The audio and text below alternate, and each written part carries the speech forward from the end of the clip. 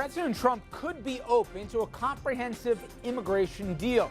Also protects the dreamers, that as long as he gets his border wall. The question is, will Republicans be able to cut a deal with the Democrats? Democratic New York Congressman Sean Patrick Maloney will join us for that and more.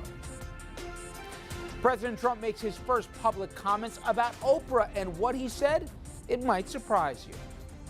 Then on this program, we have often given Bill de Blasio a hard time. But tonight, believe it or not, kudos for the mayor of New York City. We'll explain. Evening, everybody, and welcome to RFL. I'm Richard French, and thank you for joining us this Tuesday evening. Well, an interesting scene at the White House today. President Trump, Republicans, and Democrats all sitting around a table negotiating immigration reform. Surprising part was it was in front of the cameras and for nearly an hour. The bipartisan meeting, it happened as Congress works to try to beat the clock and avoid a government shutdown. From the Capitol to the White House, negotiations underway to avert a government shutdown. So I'm appealing to everyone in the room to put the country before a party. Immigration at the center of the debate. President Trump, flanked by congressional Democrats and Republicans, hashing out immigration reform right in front of the cameras. Hanging in the balance, the fate of those undocumented immigrants known as dreamers, brought to this country as children. A bill to address their fate expected this week.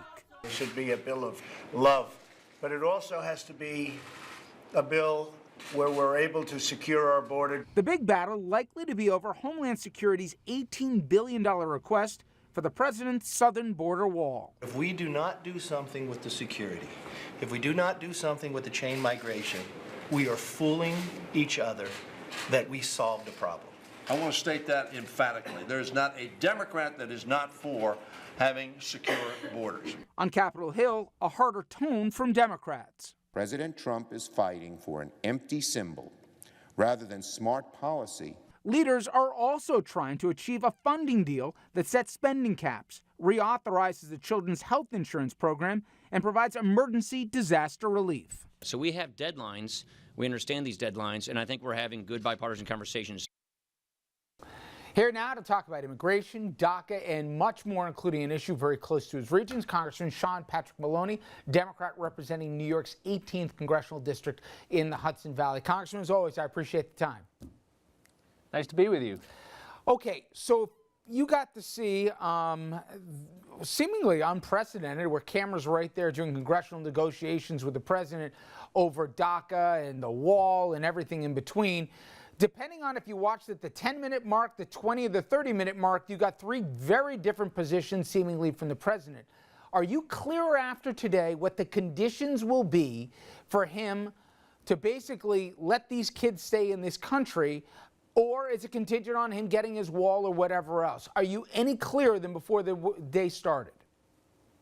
No, the president's been all over the map on this, but the dynamic is clear. What's clear is that the Republican Party in Washington does not have the votes to pass a budget for the United States, and they do not have the votes to take care of the debt ceiling right around the corner. And as a result, on issues like the DREAM Act and DACA, and on other things important to lots of Americans, they're going to have to do some bipartisan work. And that means we're going to get some things done. Now, there's going to be a lot of kicking and screaming along the way because they don't like having to do things they don't want to do. But, you know, 80% of America supports helping these kids who've done everything right. I can't say this enough. These are the kids that have come in, registered, paid a fee, passed a criminal background check. They've done everything we asked them to do. These are the good ones, and we want them to be here, and we should work it through, and we shouldn't have to have these histrionics in Washington. The president has said some good things. Let's see him follow through. Now, you probably, as much as any member of the New York delegation and any of the Congress people I talk to, say, hey, I'm willing to work across the aisle here. Let's just get policy done. But I will tell you, I've spoken to a lot of other Democrats who say, listen, more than 80% support us here. More than 80%, or whatever the number is, clearly will hold this White House and this administration accountable if the government shuts down in short working order. Why should we have to bend over backwards and make concessions when the public doesn't want us to basically help out the president here? How do you respond to that? Because there seems to be two competing interests, at least on the Democratic side. Why help these guys out, but at the same time, you don't want to hurt the kids or obviously have the government shut out the lights? Right. I think the right and ethical way to approach that is to have strong principles and to fight for those. And our principles are people who have done what we asked them to do, who came here through no fault of their own as children. In America, we don't punish kids for the sins of their parents, and who overwhelmingly have the support of the American people should be allowed in a common sense way to stay here, work, contribute, go to school, serve in our military. And we will not pay any price to do that because we know the public is with us and we know they need our votes on other urgent matters. So we should hold a hard line on this, but we should also get something done. There is only one president at a time, and they do have majorities in both houses of Congress, so we should have an honorable deal on this. But it shouldn't violate our principles because, as you point out, I think most people understand the common sense of this. It shouldn't be this hard. We should do the right thing. Do you think there'll be a clean bill when it relates to DACA, or do you think it's going to have to be a grand bargain? I think what you're going to see is some additional enforcement for border security. I think most of us would agree to that. Most of us support that anyway. Now, the devil's in the details on that. We don't want to just build some wall for the heck of it where we don't need it. Remember, the president was going to have Mexico pay for it, so I guess that's gone out the window. But the point is that there are reasonable ways to do more border enforcement. By the way, the best enforcement we could do would be at the crossings where illegal contraband is actually brought in, and you'd want to improve those crossing stations and the technology there so that you don't inhibit legitimate commerce, but you're actually stopping the illegal contraband coming in. Out of the remote areas, there's very little migration now. There's reverse migration to Mexico. We've seen a plummeting of apprehensions for illegal crossing. So that situation's pretty under control, and technology can solve a lot of our problems there with drones and other remote sensors. So there's a smart way to do this, and if it gets the job done, 800,000 good young people who are going to contribute to economic growth and help our country and who want to be here and who want to contribute, then a lot of us would figure out a way to get that done. You know, the last time we talked about taxes, there was a proposal. Well, now it's law. Talk about, first, the impact here. A lot of people obviously really afraid about the deductions going out the window if they're watching us, including your constituents. But more than that, it's not just limited to deductions. There's certain things that are going to be cut here as a consequence. We spoke to some folks in New Jersey who are trying to figure out workarounds where there's a charitable deduction where they can almost treat it as, like I said, basically a charitable gift here, and as a consequence be able to write off. Are there workarounds still on the table, or frankly, is what it is? You know, look, let's just back up 1 second. The Republican county executive in Westchester who just left office, Rob Astorino, a rock rib conservative, he opposed this tax bill.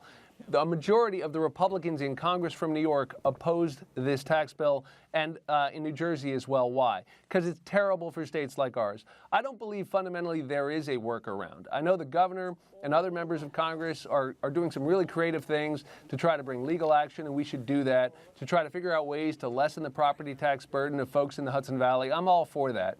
But at the end of the day, the federal government and the IRS is going to set the rules on this. They just put into law a bill that puts New York in the crosshairs. It's going to hurt your home values. It's going to hurt the real estate market in New York. Ask the realtors, they'll tell you. It's going to effectively make everybody's property taxes beyond a certain point much worse. It's going to lump in your income taxes, which you cannot deduct past a point now either.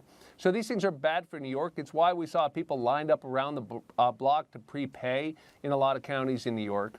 So the way to fix this is to go to the polls in November and change the people writing these stupid laws so that they actually help all of our states instead of rewarding some and hurting others. I don't know what else to tell you. No, at least you're honest on it. Listen, it's not just a parlor game with the book Fire and Fury out. If we separate just how crazy this past year has been, but more specifically, that there was, at least per the author, near unanimity within the administration of folks that didn't believe that the president was mentally fit.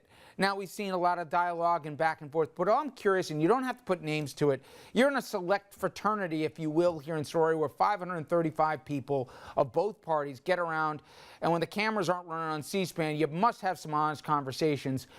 For those that have dealt with the president and talked to you, is there a consensus also on the Hill that he's not necessarily well? Well, I think it depends who you talk to, but I think most of the Republicans I talk to will concede privately that the things he does on Twitter, that the way he conducts himself, that the way he handled things like Charlottesville and other episodes were absolutely ridiculous and completely unnecessary for the accomplishment of any of the conservative goals that those members of Congress really support. So when they get around to something like this tax bill, which I think is terrible for New York, you know, they like that and they're glad he got it done. When you get around to things like drilling in the Arctic or things like rolling back, a lot of safety regulations for offshore drilling or opening up the coast all up and down the East Coast to oil drilling, which they're doing right now, a lot of them support those kinds of things. So on the policy matters, I think they think they're pocketing gains that they weren't otherwise going to get, and they're kind of hoping that this erratic, crazy behavior doesn't come back to bite them. And when you see things like smart people go on TV and try to tell you with these elaborate explanations why the president's being smart or unpredictable or unconventional, it's just crap. The fact of the matter is they are embarrassed by his conduct and they're trying to rationalize it away.